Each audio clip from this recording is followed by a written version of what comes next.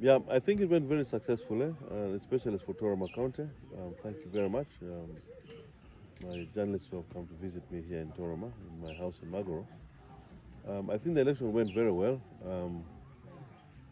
There was no violence, and I think the Electoral Commission did a tremendous job in getting all the materials on time and arranging all the required voters to get to the polling stations.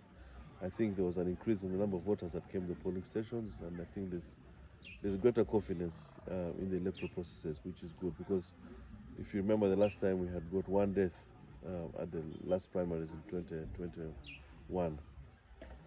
So coming through this one, I think it was well done. What does this victory mean to you as a candidate? Well, this victory to me means one step towards the bigger picture, which is becoming the MP, Member of Parliament for Toroma County. It's a presentation of hope to the people because I was the last flag bearer, and unfortunately, due to circumstances, I lost the main election due to rigging. But now the people have given me a second chance, just showing you that they still wanted me as their leader, and they still hope that I can still be their leader. I'm hoping that by the time the general elections come, we will be completely prepared to take on anybody who's coming through, because I present myself as the best option for Toroma right now. At what point does your manifesto stand, especially that we're now entering into the next general election that is major for the whole country? What are some of the things that you look at and grappling in Toroma County?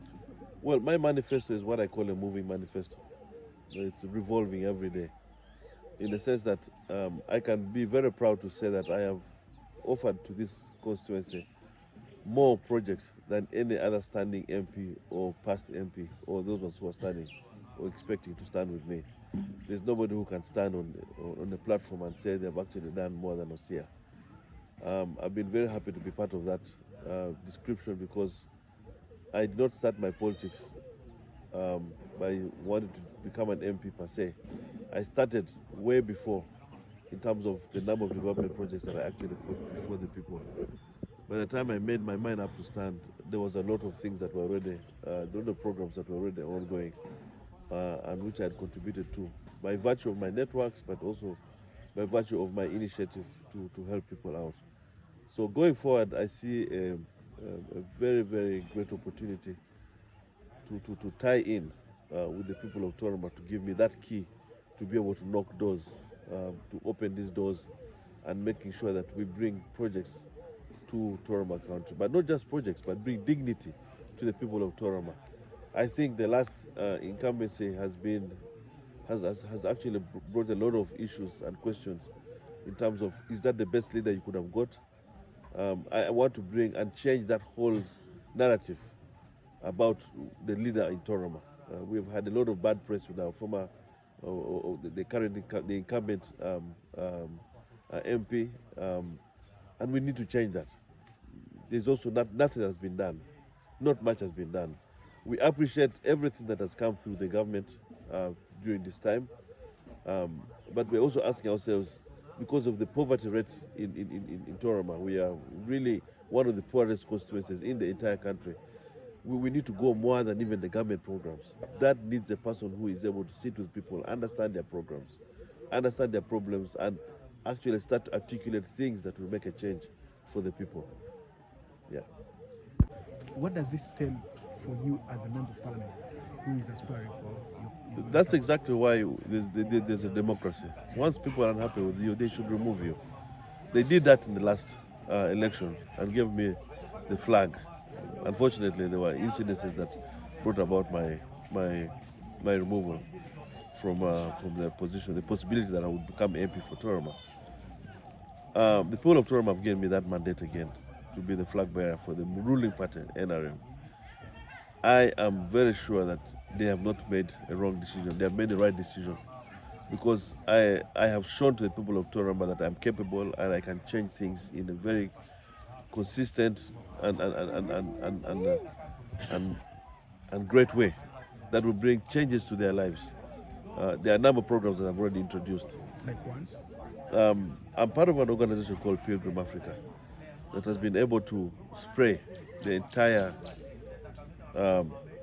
in 2008, we sprayed the entire Katakwi for malaria using Indian diesel spraying. We extended that program to Kapujan and Toroma, which program went on for 10 years. I've been able to bring Enterprise Uganda to train the youth and everybody else involved in business to see how they can improve household incomes.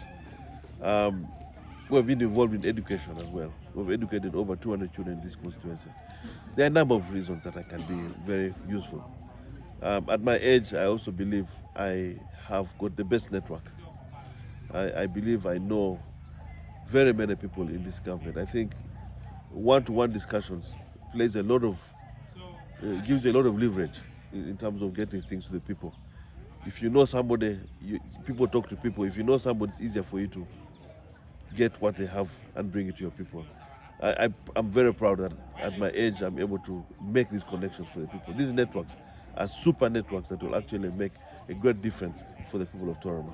What I need is that key that says, this is the MP of Toroma, wants to see this person to talk about water. Once you're able to talk about water, go to this person's office, you are able to pull in those resources. I've been to very many countries around the world. I have a project on irrigation starting here, which started about 2 years ago, which is a model farm somewhere in Abul, in Osiyya. That project is supposed to have expanded on the basis of showing people how to use irrigation and also better farming practices. That's a network, okay? IRS is a network. Enterprise Uganda is a network. Each of these things is a network. People talk to people, and this is what brings about change. Yeah, peace. The president always talks about peace. You cannot do anything without peace. Peace is the foundation for everything to start taking place. Now, there is general peace that the president has introduced, but the electoral processes have become very, very adversarial. People want to fight. And you find that by the time an election is done, opponents might pick up their bags, electoral opponents might pick up their bags and go back to Kampala. But the people on the ground remain still knocking heads.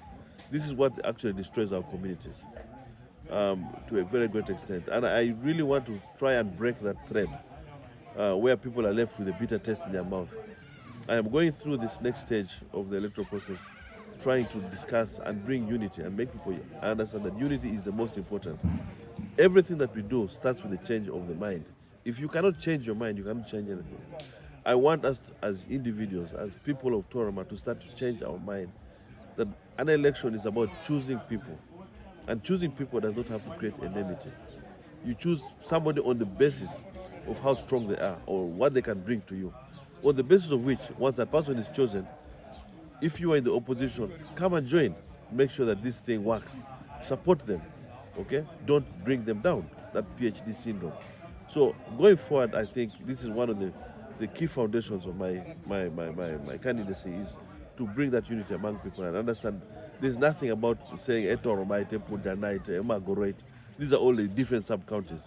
It doesn't make sense. All of us are only Iteso. Yeah? We are all Iteso.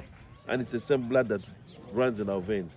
What we need to be able to see is how do we get development to the people. That is what's most important for me. Honorable, I think this election processes, you learn a lot. Every election process is a cycle and there's a learning. One of the things that I always tell people is that I focus on the love of Jesus Christ. I focus on God. And I believe God, for me, God is number one. Anything else comes second and third and fourth, that type of thing.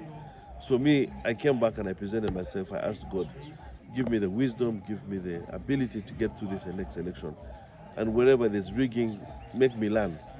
Let me learn on how to mitigate these things called rigging and unfair electoral practices. I believe with God, we'll be able to sort these things out. And God has given us knowledge, He's given us the ability to think through some of these things and understand these things much better. Once that is done, I think we should be able to be victorious come 2026. thank you so much.